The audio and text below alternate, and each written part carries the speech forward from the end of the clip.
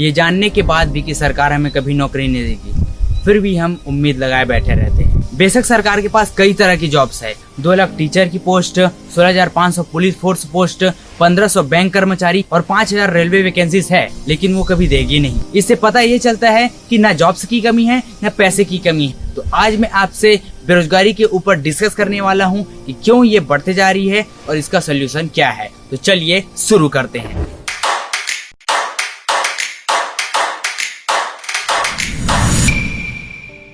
मैं सरकार से कभी उम्मीद नहीं रखता कि वो हमारे लिए कभी कुछ अच्छा करेगी। जो करना है हमें खुद से करना है, क्योंकि सरकार कभी घाटे का सौदा नहीं करती और जॉब देने में सरकार को रिस्क उठाना पड़ सकता है, जो वो कभी नहीं करेगी। तो अब क्वेश्चन ये उठता है कि सरकार जॉब नहीं देगी तो कौन देगा। बेरोजगारी के 2 सबसे बड़े कारण हैं। पहला नो स्किल्स, दूसरा नो बिजनेसेस।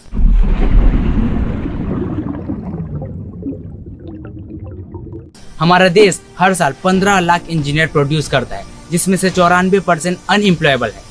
MBA पास और भी 93% नौकरी के काबिल ही नहीं है। जो प्रोग्रामिंग पढ़ते हैं उसमें से 37.5% लोग करेक्ट कोड नहीं लिख पा रहे हैं, क्योंकि एजुकेशन सिस्टम ही ऐसे बनाया गया है ताकि हम सिर्फ एग्जाम क्रैक कर सके और वो कागज का टुकड़ा हमारी झोली में भी गिर जाए। इन्हीं सब चीजों के कारण यूथ का 80% नौकरी के काबिल ही नहीं है। इनके पास न टैलेंट है न स्किल है। 20% यूथ अभी भी स्किल डेवलप कर सकती है, इनोवेटिव हो सकती है। अब बचे 60% लोग, अब इनका क्या। चलिए एक एग्जांपल से समझते हैं। टिकटॉक के बैन होने से पहले टिकटॉक के 1 बिलियन डाउनलोड्स थे, जिसमें से 60% यूजर इंडिया के थे, यानी कि 60 करोड़ इंडियन यूजर। तो यही तो है जो अनएम्प्लॉयबल है। इनकी दिमाग में कुछ नया इन्वेंट करने की भावना आ ही नहीं सकती है, और ये सब करने के बाद भी हम कहते हैं कि हम अनएम्प्लॉयबल हैं, हम बेरोजगारी से जूझ रहे हैं और हम बिगड़ते जा रहे हैं। तो सारी गलती हमारी ही यार। अपने टीचर, अपने समाज, अपने सरकार को ब्लेम करना बंद करो यार, क्योंकि तुम खुद सीखना नहीं चाहते, तुम खुद कुछ करना नहीं चाहते हो, तुम खुद जिम्मेदार हो अपनी इस हालत के पीछे। कई लोगों को तो ये भी नहीं पता कि स्किल क्या होती है, हुनर क्या होता है। Communication skill, creative skill, programming, electrician, management skill, इन सभी के बारे में आपको डीप में नॉलेज यूट्यूब या बुक्स से मिल जाएगी। इनमें से किसी भी स्किल में आप अपना समय और पैसा इन्वेस्ट कर सकते हैं। ये 100% आपकी लाइफ में वैल्यू ऐड करेगा। पढ़े लिखे होने के बावजूद भी हम इनोवेटिव नहीं हैं, तो इसमें हमारी ही गलती है यार। आप उस चीज के बारे में कभी नहीं सोच सकते जिसके बारे में ना आपने सुना है ना पढ़ा है, इसलिए सीखना तो पड़ेगा यार।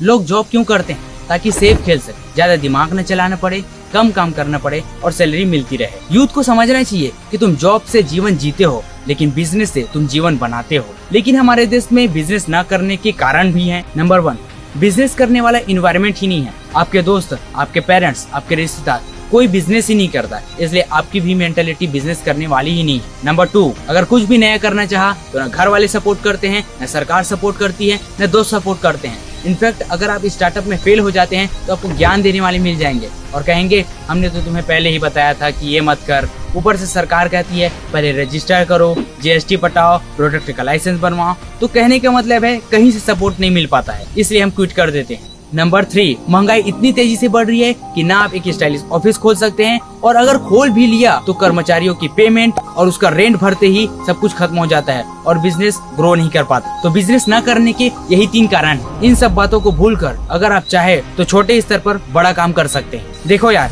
AI और रोबोट के आने से जॉब तो जाएगी, तो आप इस चीज को क्यों नहीं मान रहे हो? मेरे साथ सोचिए कि आप पढ़े लिखे हो और आपको जॉब नहीं मिली, तो अब क्या? सोचे कि आपके गांव में किस चीज की कमी है। राशन की कमी है, कीटनाशक की कमी है, इलेक्ट्रीशियन नहीं है, फर्नीचर की कमी हो रही है, चॉइस सेंटर नहीं है, रेंट का घर नहीं है। तो क्या आप इन सब चीजों को फिलफुल नहीं कर सकते? बिल्कुल कर सकते हो। काम की कमी नहीं है यार, करने वालों की कमी है। जैसे मोदी जी नाम देते हैं, हम काम देते हैं। आत्मनिर्भर भारत का मतलब ही है खुद पर निर्भर हो जाओ, मतलब बिजनेस करो, क्योंकि मैं जॉब नहीं देने वाला। लॉकडाउन में अभी बेरोजगारी दर 23%, मतलब 28 करोड़ लोग बेरोजगारी से जूझ रहे हैं, जबकि हम कृषि प्रधान देश में रहते हैं। कृषि सबसे ज्यादा प्रॉफिटेबल बिजनेस है। देखो यार, सीधी सी बात है, अभी हमारे देश को इंजीनियरिंग में बेस्ट रिजल्ट नहीं चाहिए, कृषि में बेस्ट रिजल्ट चाहिए। अगर आप खेती नहीं करना चाहते तो आपके लिए बेस्ट ऑप्शन है स्टॉक मार्केट में निवेश करिए। किस तरह ये काम करता है, किस स्ट्रेटेजी से स्टॉक खरीदे या बेचे, ये सब कुछ आप यूट्यूब से सीख सकते हैं। कोई ऑटो रिक्शा चलाएगा, कोई पकौड़े की दुकान करेगा, कोई चाय की दुकान करेगा, कोई अखबार बेचने का काम करेगा। ये सब चीजें रोजी रोटी कमाने की व्यवस्था हुई है कि नहीं हुई है? इसको रोजगार मानेंगे कि नहीं मानेंगे? अगर आपके जी टीवी स्टूडियो के बाहर कोई पकोड़े बेचता है और शाम को 200 रुपया कमा करके घर जाता है, उस व्यक्ति को आप रोजगार मानोगे कि नहीं मानोगे? इतने सालों उन्होंने पढ़ाई की, स्कूल में, कॉलेज में, यूनिवर्सिटी में जाके पढ़े, एग्जाम लेते हैं, मगर पिछले 5 साल से उनको रोजगार नहीं मिल रहा है। मगर गुस्से का सच्चा कारण बेरोजगारी है।